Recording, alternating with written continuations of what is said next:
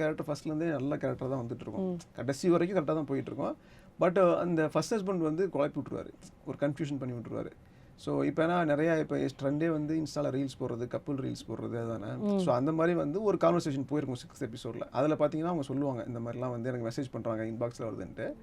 So அதுவும் இருக்குது. அப்புறம் அந்த ஃபர்ஸ்ட் ஹஸ்பண்ட் வந்து குழப்பி விட்டுருவாரு. அப்போ என்னன்னா ஒரு தடுமாற்றம். ஸோ ஆம்பளைங்களுக்கு என்னதான் இருந்தாலுமே ஒரு தடுமாற்றம் வந்துடும். அப்படி வந்து அது இயல்பாக இருக்கணும், கடைசி வரைக்கும் ரொம்ப யோகினா காட்டக்கூடாது அப்படிங்கிறது தான். ஒரு ப்ராக்டிக்கலாக ஒரு ஆம்பளை எப்படி இருப்பான், நல்லவன் தான், பட் ஒரு சுச்சுவேஷன் வந்து தடுமாறிடுறான். ஸோ அந்த மாதிரி தடுமாற்றத்தில் ஒரு வார்த்தையை விட்டுருவான்.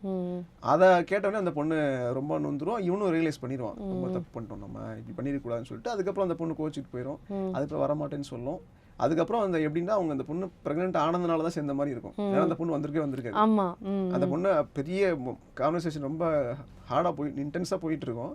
அப்போ மயங்கி விழுந்துரும் நடுவில் வரமாட்டேன்னு சொல்லும்போது. அவங்க வந்து சம்மதிச்சுலாம் வந்திருக்க மாட்டாங்க, முடிச்சு பார்க்கும்போது வீட்டில் இருப்பாங்க. அதனால அப்படியே சேர்ந்த மாதிரி ஆயிடும்.